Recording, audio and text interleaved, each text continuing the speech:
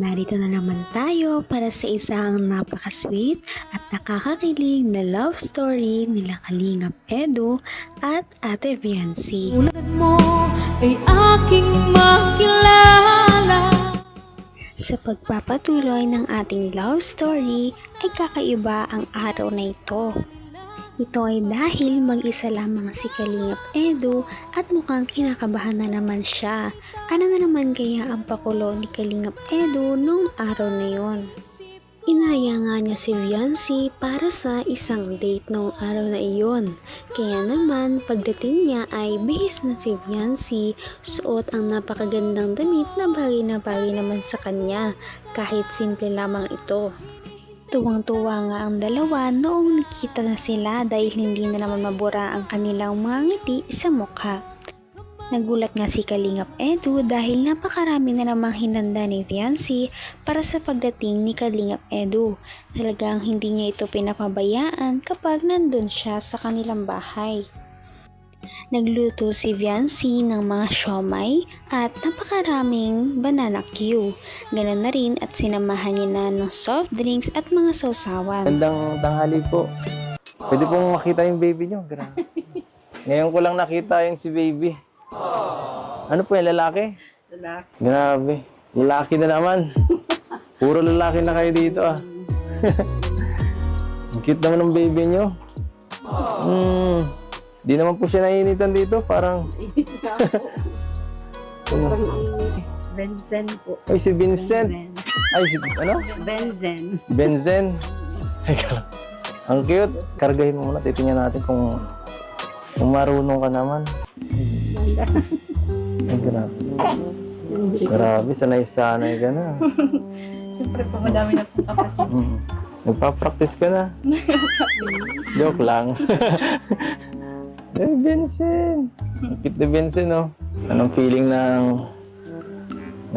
ano ka na? Anong feeling ng may bago ka na ng mga alagaan? Kakapanganak lamang pala ng mama ni Viancy noong linggo na yon. Kaya naman nakita nila ang baby boy na napaka-cute. At ang pangalan nga noon ay Benzen. Talagang dito nga makikita na talagang inaasahan si Viancy ng kanyang mama sa kanyang kapatid. Talaga namang napakamaalaga ni Viancy, kitang-kita naman sa kanya kung paano niya alagaan ng kanyang kapatid. Kaya naman talagang ipinagmamalaki siya ng kanyang mama sa lahat. Humanga naman si Kalingap Edu kay Viancy dahil dito. Labas, may pupuntahan. Minsan hinahatid ta. At okay lang po ba yun? Oo naman. Para tsaka mas maganda yung may kasama siya. Hindi siya nag-iisa kasi hirap na rin ngayon ang panahon. Lalo na kilala na siya. Salamat po. Salamat po ngayon sa tiwala. Salamat po. Huwag po kayo mag-alala. Basta Huwag po kayo mag-alala. ingatan mo lang. Grabe. So, pasado na po ako, Nay. Narinig mo yan? Pasado na ako kay mama mo. Ano pa ang kulang natin dito? Ikaw na lang. Sumang-ayon ka. Joke lang. Hindi naman natin nirarush yun.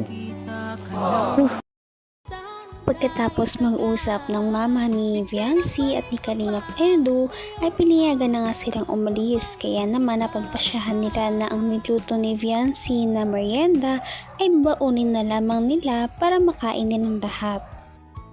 Kaya naman pagkatapos nun ay agad-agad na silang lumabas at sumakay sa kotse ni Kalingap Edu para naman pumunta sa kanilang pupuntahan sa kanilang date.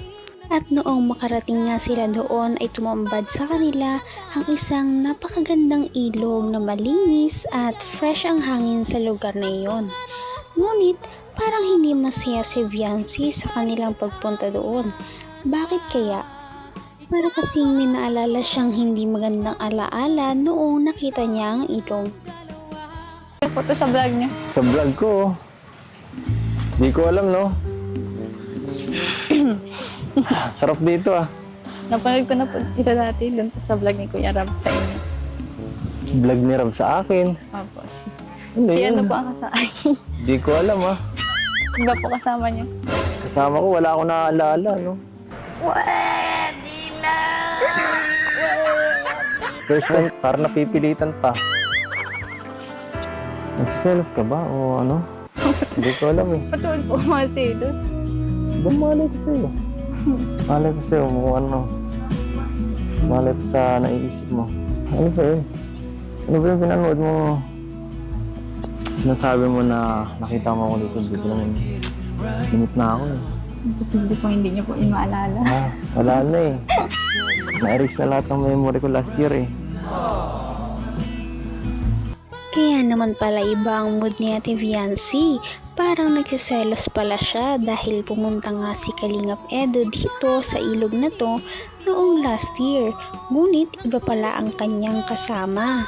Siguro ang kasama niya ay ang kanyang dating love team, kaya naman hindi maiiwasan ni Viancy na makaramdam ng selos. Ngunit kahit gaano niya to itago ay napapansin pa rin nito ni Kalingap Edo. Sinasabi nga ni Kalingap Edo na nakalimutan niya na ang lahat ng iyon last year, ngunit hindi naniniwala si Viancy sa kanyang mga sinasabi. Kaya naman, todo suyo ngayon si Kalingap Edo para lamang hindi na magalit sa kanya si Viancy. Halatang halata nga ang pagsiselos ni Viancy dahil ayaw niya talagang harapin si Kalingap Edo. Ngunit pinipilit siya ni Kalingap Edo na humarap at makipag-usap para man lang makapag-explain siya. Huwag mo nang tandaan yun. Kapalitan pa ng memory natin. Mas maganda. Mas masaya. Ganito ba ang gusto mo? Wala rin pansin hanggang sa date? Uy. Huwag ka nakakalikod dyan. Kamusta naman po pala yung pagpunta niyo po dito ng nakaraan? Alam mo, huwag mong isipin yung mga bagay na tapos na. Tinatanong ko lang po. Isipin mo yung ngayon natin dito. So, kumusta tayo ngayon? Yan. Masaya ka o ngayon hindi? Masaya ako. Alam mo yun? Kung sino-sino pa iniisip mong tapahinga. Eh, ikaw ang pahinga ko eh. Talagang bumabanat siya kay Viancy at pinipilit niyang pasayahin ang dalaga para naman makalimutan na nito ang sama ng loob dahil nga sa last year na nangyari. Nabanggit din ni Kalingap Edo na kung naaalala daw ba ni Viancy yung sinabi niya nung nakaraan ng 4th month sa rin nila na sinabi niya kay Viancy na gusto niya ang dalaga. Sinabi naman ni Viancy na hindi daw siya naniniwala kay Kalingap Edo dahil para lang daw yun sa content at video. Kaya naman hindi niya ito pinapaniwalaan. Kaya naman nagdesisyon si Kalingap Edo na Nalaman mo, seryoso ako. Hindi ka naniniwala. So, tumalo na ako.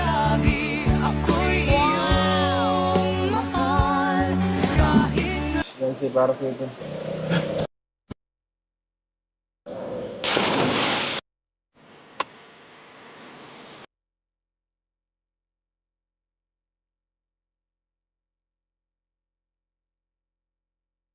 Wala na po ako. Huwag na po kayo mag-ano baka umalis dyan. Wala kang magagawa. Hindi na ako eh.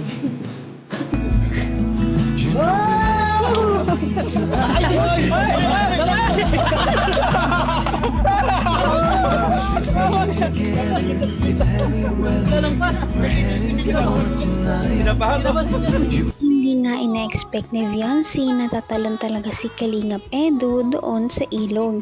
Kaya naman kinabahan talaga si Viancy para kay Kalingap Edo dahil baka madisgrasya ito. Ngunit sabi naman ni Kalingap Edo ay lahat ay gagawin niya daw para kay Viancy para lamang maniwala ito na totoo ang kanyang mga nararamdaman at hindi daw iyon para lang sa content lang. Talaga namang kinilig ang mga manonood sa sinabi ni Kalingap Edo. Talaga namang pinapatunayan niya kay Viancy kung ano ba talaga ang nararamdaman niya. Kaya naman hindi lang tumalon si Kalingap Edo ng isang beses, kundi paulit-ulit, hindi lang isa, dalawa, kundi 3. Kaya naman pagkatapos nito ay pagod na pagod at hingal-hingal siya. Nakakatuwa din dahil nabayan na din ng ibang Kalingap boy si Kalingap Edu, kaya naman nag-enjoy talaga sila sa kanilang paliligo sa ilog na yon, habang si Viancy ay kinakabahan para sa kanilang safety. Alalay Neds, wala. Puro live lang. Puro live lang.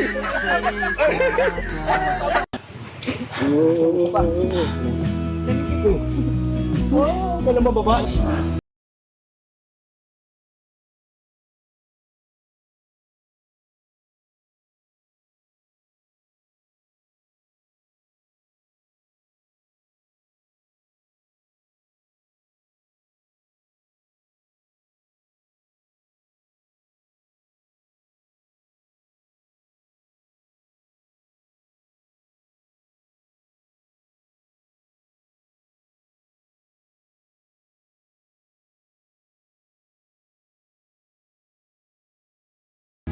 Sa huli ay hindi na nga natiis ni Viancy na maniwala sa mga sinasabi ni Kalingap Edu dahil napatunayan naman ito ang sarili niya. Kaya naman hindi may iwasan na parang nagbago ang pakikitungo ni Viancy kay Kalingap Edu. May pa-holding hands pa nga sila nung huli. Hindi kumala si Viancy sa pagkakahawak ni Kalingap Edu ng kanyang kamay habang ito ay nag-e-explain. Kaya naman kinilig talaga ang mga viewers sa ginawa nila. Pagkatapos ang nakakapagod na araw ay napagpasyahan na rin nilang umuwi. Nairis na yung ibang memories. Napalitan ng maganda. Ng bago. At mas tunay.